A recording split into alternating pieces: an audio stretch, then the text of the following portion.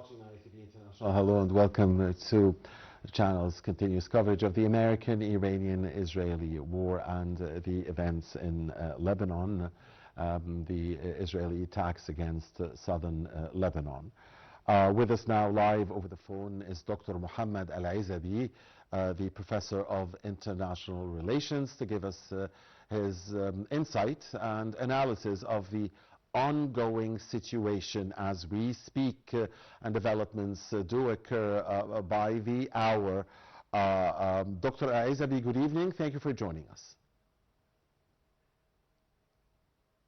Hello?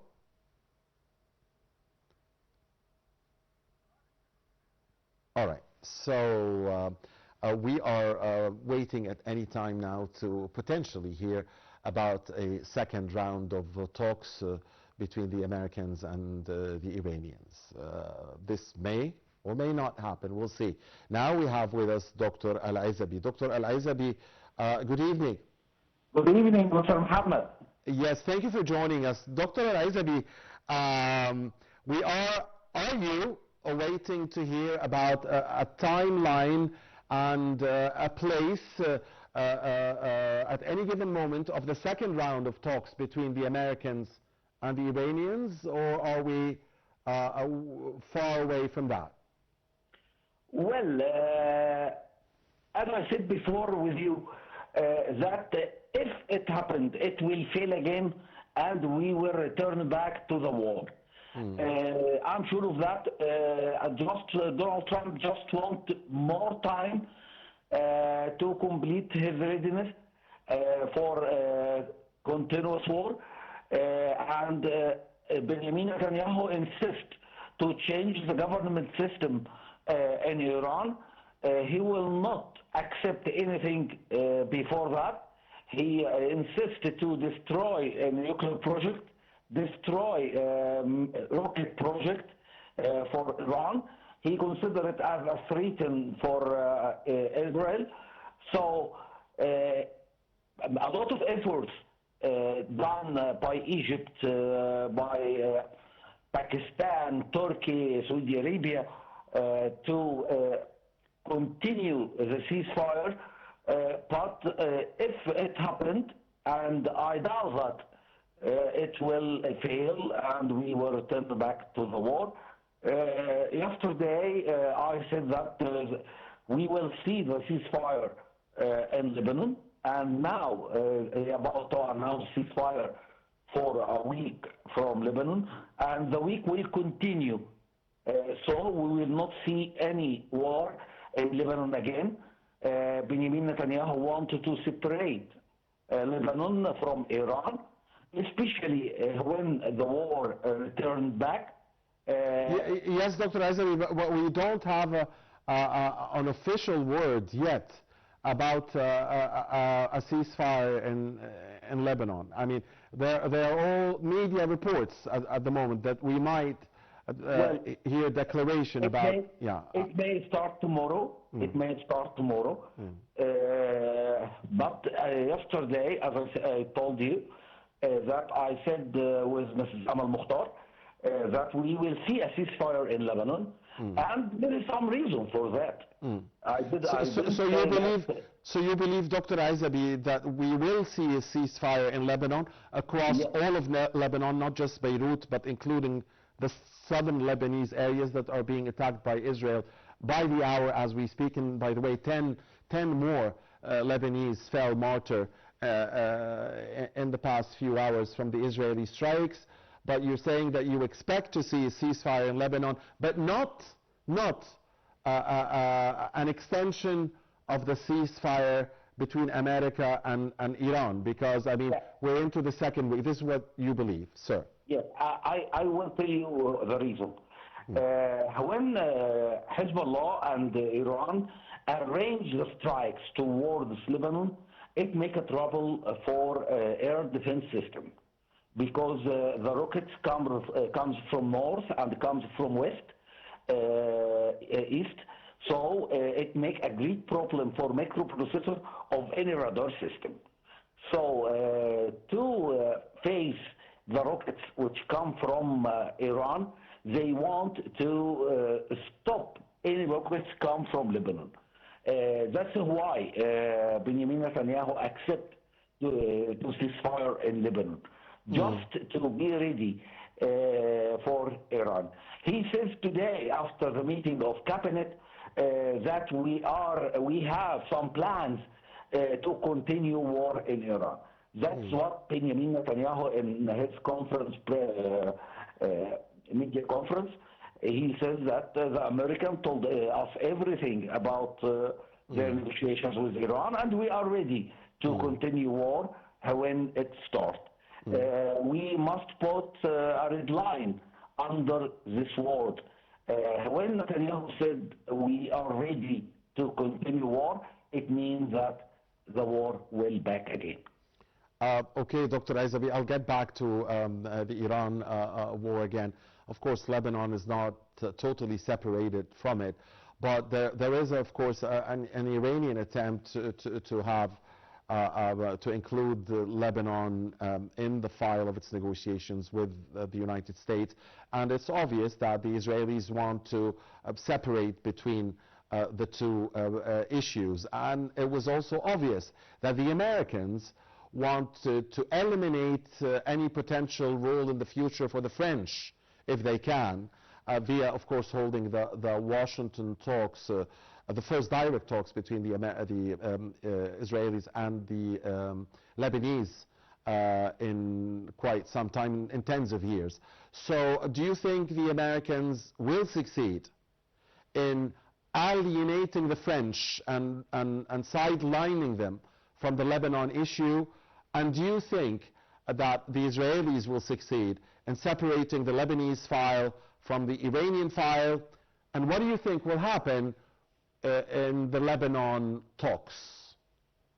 Well, French army will spread in south of Lebanon to make isolated area in south of Lebanon. So Donald Trump can't isolate France from Lebanon. One of the main reasons for accepting ceasefire in Lebanon also that France make a lot of pressure on Donald Trump to ceasefire in Lebanon, especially as I said that France is about to send some troops to south of Lebanon besides UNIFIL troops. Okay. What do you think will happen with the talks, I mean, between the Lebanese government and the Israeli government? The Israeli war crime suspect prime minister says that he wants a deal on two conditions: the disarmament of Hezbollah and that the deal would last for generations. These are his words. What do you think will happen?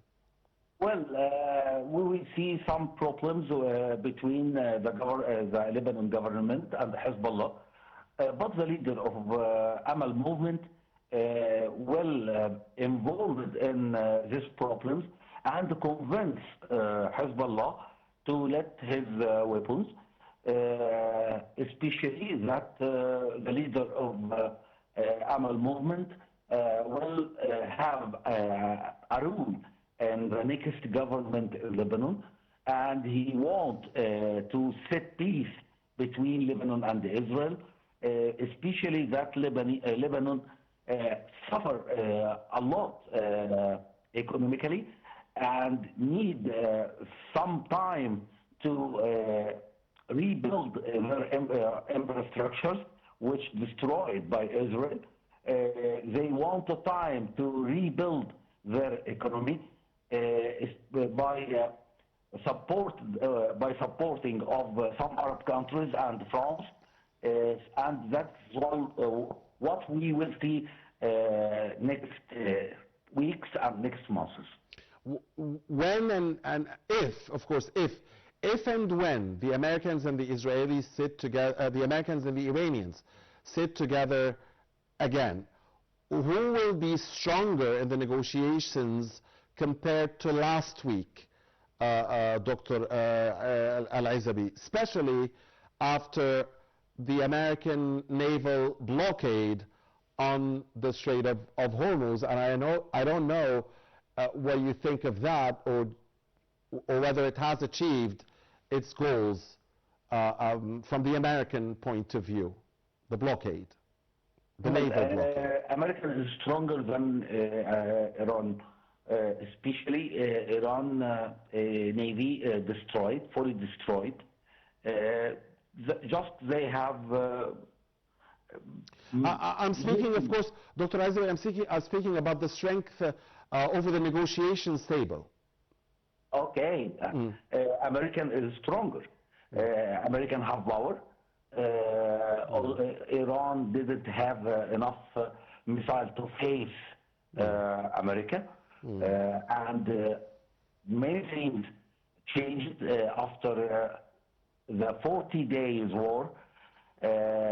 Many factories for weapons destroyed, especially that the system rebuild rockets again, need the factories, need some tools like carbon, like many things, especially for the hypersonic rockets. Iran didn't have these materials. So America is stronger in the negotiations than Iran. Okay. So, now the Americans, Dr. Ezaby, have been said to have offered Iran a deal, including the freezing of uranium enrichment for up to 20 years. And it was reported that the Iranians had offered a freeze for only 5 years. Now, don't you think that they can reach a compromise and meet somewhere in the middle, say at 10 or 15 years, and finally have a deal? Because obviously the uranium issue is the #1 issue for the Americans, and we know that the #1 issue for the Iranians is a halt, an end to this war, and guarantees that this will not happen again. I'm asking this question because you said that you believe that the war will resume, whether they meet again, the parties, or not. But I just want to propose the opposite, give the opposite argument. So I'm just giving the argument that if the two sides can reach an agreement on the #1 issue, then why not have a deal? And 5 and 20 can be bridged at 10 or 15. Well, anyway, no trust for in United States, no trust in Israel, so no guarantee not to return to war again. So Iran insists to have their nuclear project, especially today. Russia announced that they are ready to take the uranium from Iran in Russia, and the surprise that the United States refused to send the Iranian uranium to Russia. So Iran will refuse anything about their nuclear project. They will not accept anything about nuclear project. If Iran announces that they will delay their nuclear project, it will be a great problem inside Iran. Especially Iranian people support this government system for the dream of nuclear project. But when the government of Iran announced that they cancel it, it will make, I can say it will be a revolution in Iran against the government system. All right, so a very disturbing scenario indeed, Dr. Ezaby, that you are posing. Now you're predicting that the war would resume. So if the war does resume again,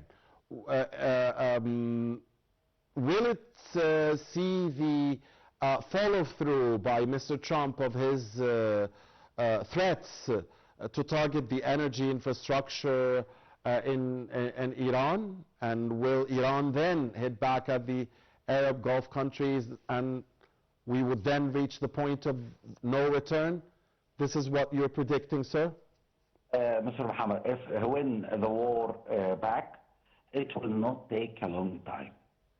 It will not take a long time. Okay. The United States will use some weapons and some bombs that will end it as soon as possible. Because especially that United States didn't use their full power until now. We can say that United States just play.